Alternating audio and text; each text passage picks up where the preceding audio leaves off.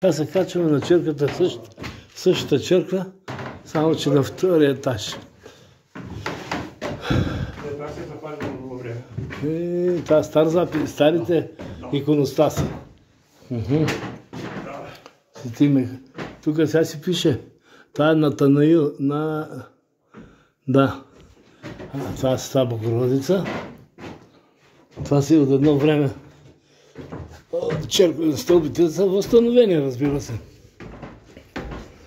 Това сме пак в същата черква, само че...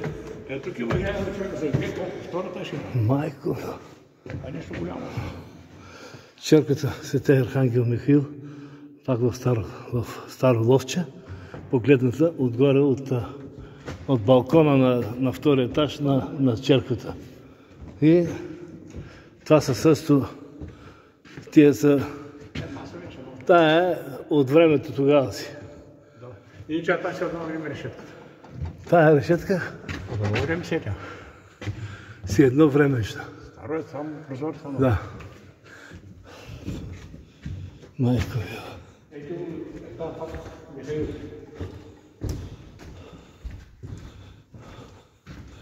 Много голямо уважение, почитание на черквата.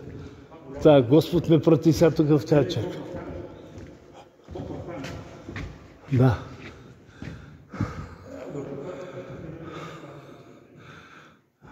Ами, камбанарията къде е?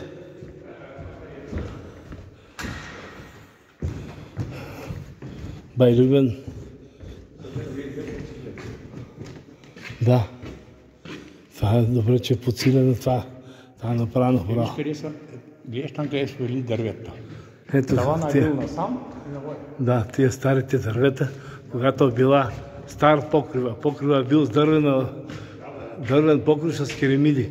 Те са ги изрязали, направили са пояси и са бетонирали, направили са покрива бетонов. Това е всичко от сърце.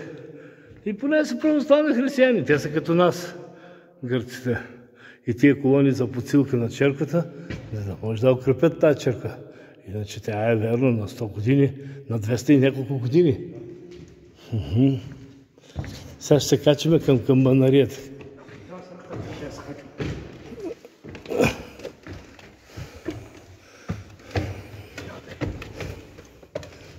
Това ще много нищо. Това са тук камъни, които са сложени от 1846 година. Това е дзидо. Когато след 1846 до 1877 година. И това е камбанарията, в която. Да, сега ще се качаме на камбанарията. Да, внимателно, да. Така обновена е. Но старата част, тия камъни са преди колко години се пада. Не съм изчистил. А нагоре няма се кача, аз ме страх. Аз гледай, ще качам на камбанарата. Върху е.